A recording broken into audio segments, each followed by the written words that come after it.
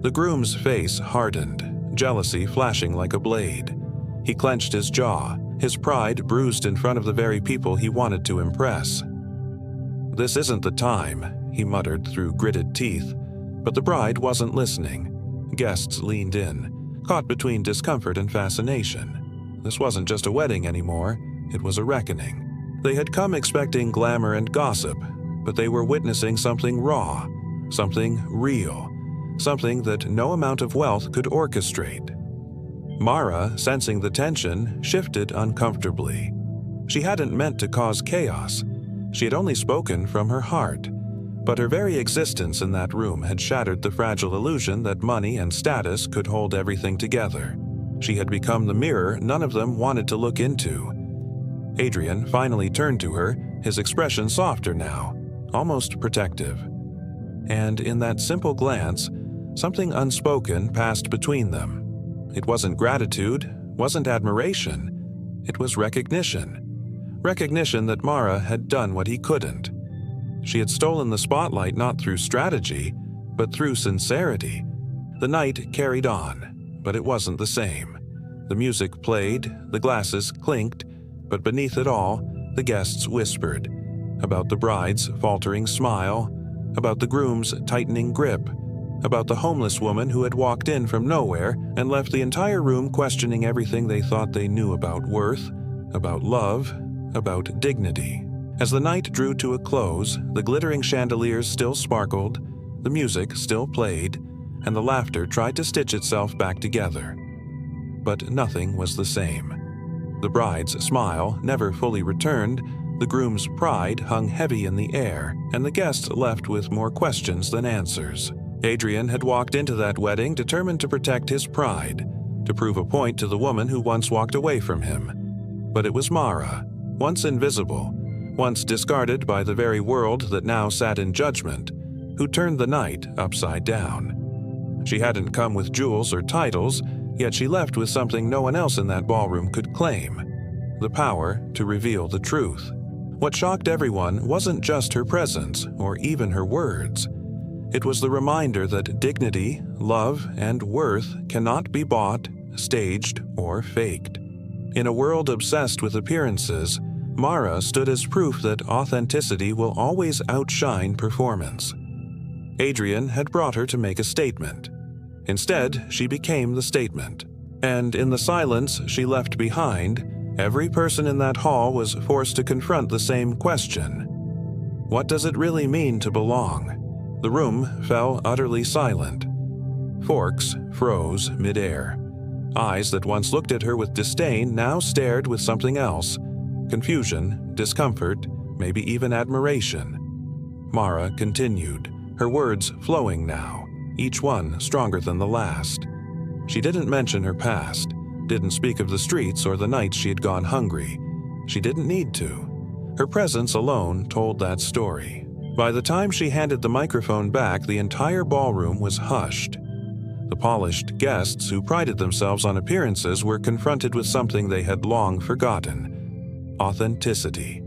And it rattled them in ways no fortune ever could. Adrian didn't clap, didn't smirk, didn't boast. He just looked at Mara, his expression unreadable but his eyes burning with something that hadn't been there before. And as the music started again, and conversations awkwardly resumed, it was clear that Mara had done what no millionaire could have managed. She had shifted the room, not with wealth, but with truth. The night had shifted. What began as whispers of gossip turned into a silence thick enough to drown out even the music. People who once judged Mara with a single glance now struggled to place her. She had spoken words that echoed in the hearts of even the most hardened guests.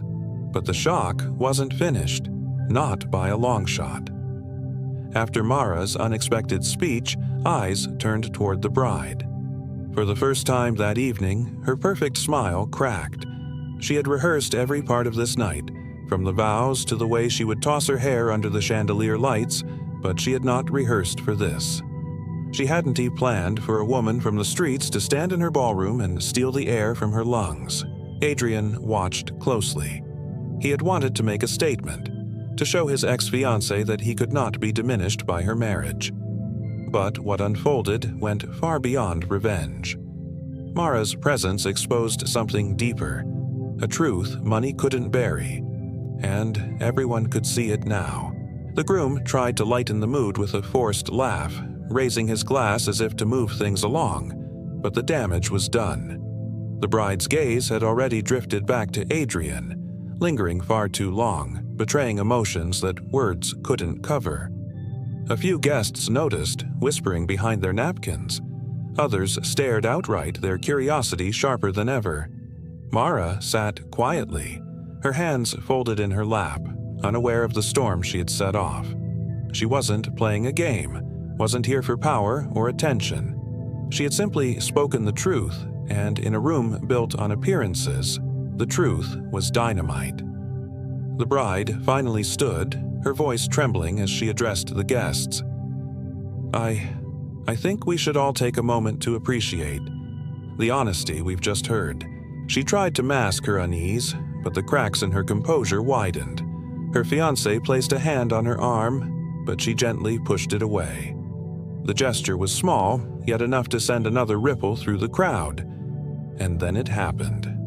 The bride's eyes, filled with a strange mixture of regret and longing, turned back to Adrian once more. "You always did know how to surprise me," she said softly, though her words were meant for him, not for the audience. A hush fell again, the kind that carries the weight of scandal. Adrian didn't respond.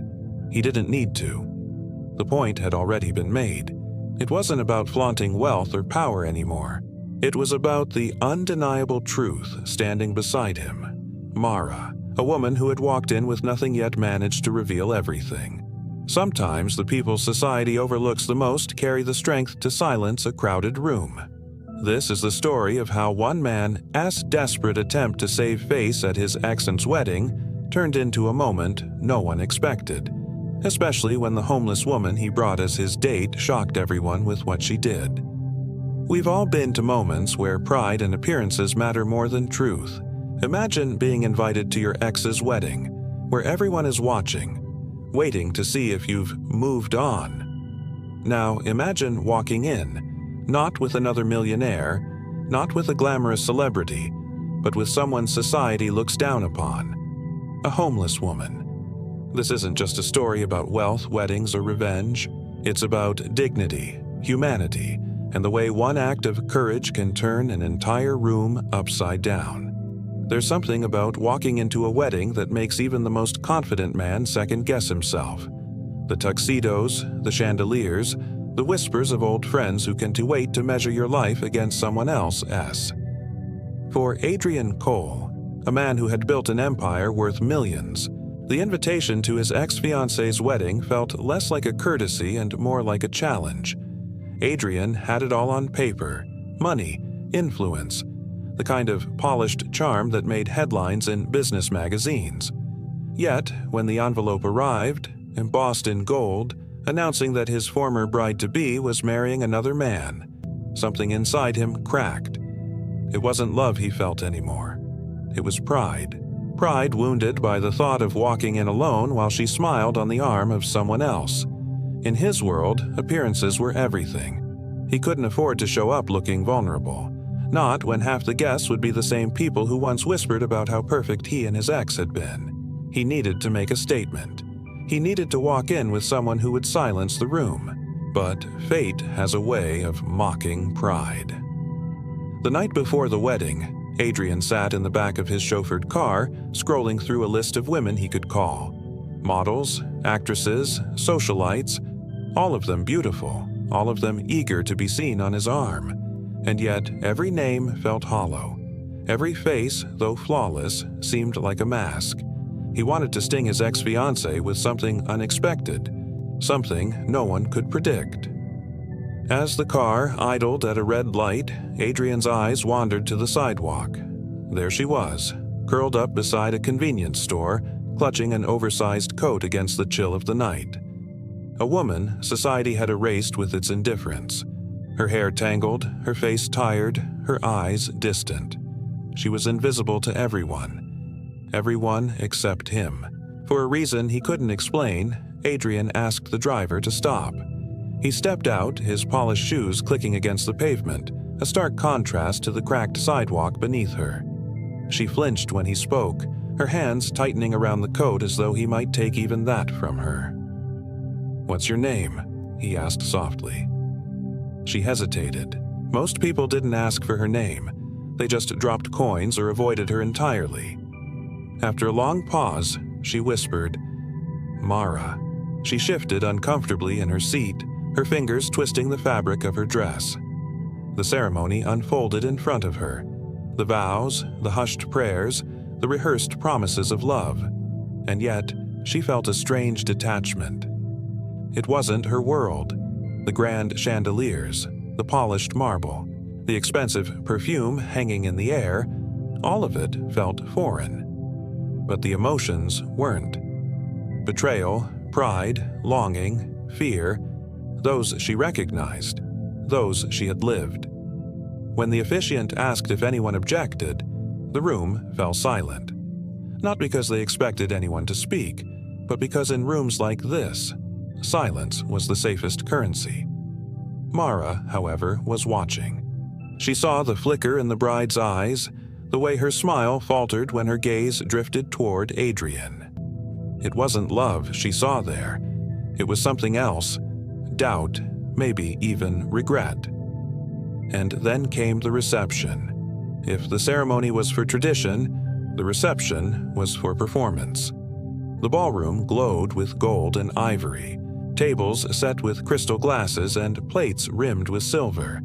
Waiters glided effortlessly, filling drinks, clearing plates. The air was heavy with laughter, though much of it was forced, the kind of laughter that echoed more than it resonated. Adrian guided Mara to their table near the front, a place reserved for those considered important. The stares hadn't stopped. If anything, they had sharpened. A woman across the table leaned toward her husband, whispering, not caring that Mara could hear. "I wonder where he found her. She doesn't look like she belongs." Mara froze. Her instinct was to shrink, to let the words slide over her and disappear. She had lived through worse after all, but something inside her pushed back. She turned her head and met the woman's eyes directly. Not with anger, not with shame, but with a calm steadiness that made the woman falter. Her whisper cut short as though someone had yanked it out of the air. Adrian noticed. He smirked slightly, lifting his glass but saying nothing. This wasn't his fight, it was Mara's moment.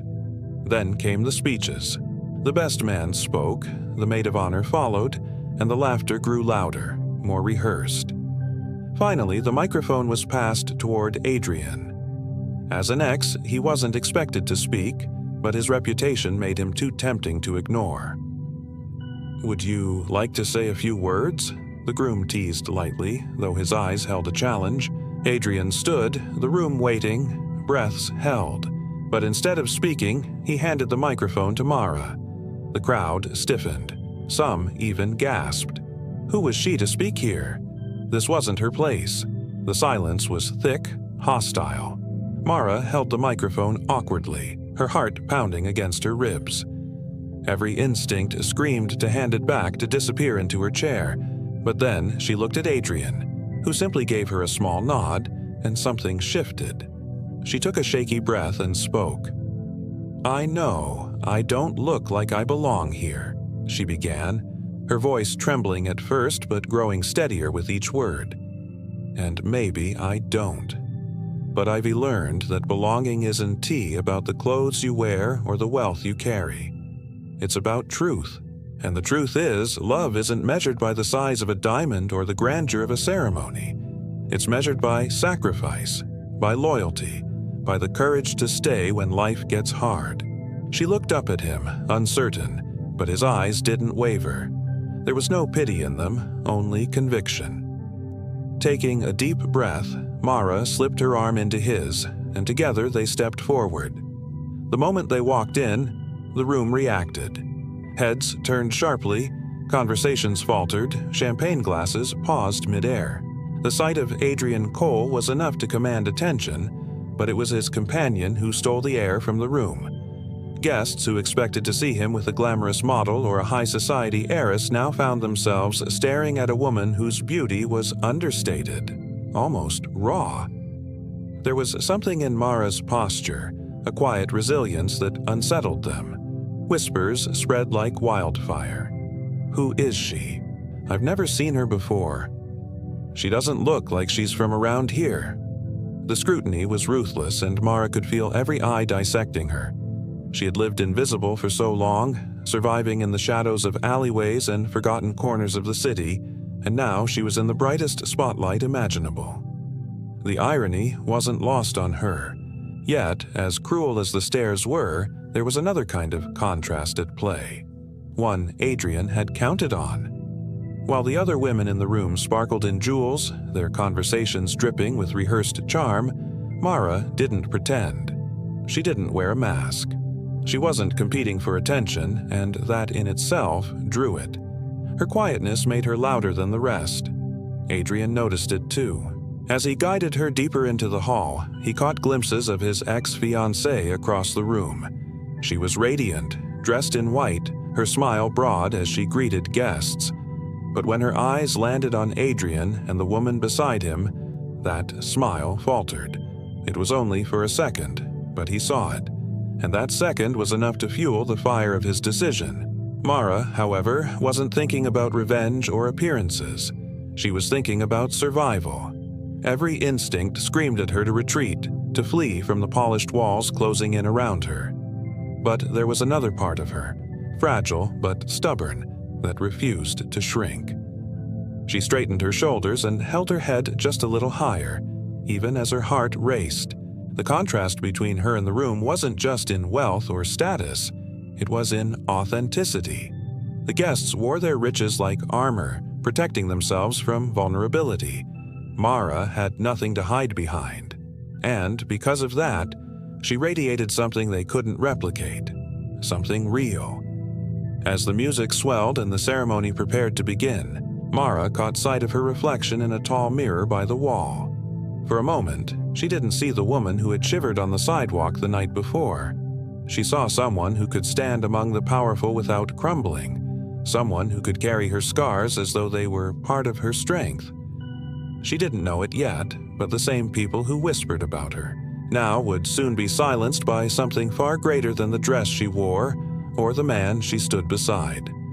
Something no amount of wealth in that room could have prepared them for. The music softened, and the guests rose as the bride walked down the aisle. A sea of eyes turned toward her, but Adrian knew that more than a few were stealing glances back at him and Mara. It wasn't just curiosity anymore. It was suspicion, hunger for gossip, and a need to dissect every detail of their presence. Adrian stood tall, his jaw set, but Mara could feel the invisible pressure pushing in on her from every direction. Adrian studied her face. Behind the exhaustion there was something, strength, maybe even dignity, buried beneath layers of hardship. And suddenly, an idea took root in his mind. "Mara," he said, kneeling down to meet her gaze, "I have a proposition.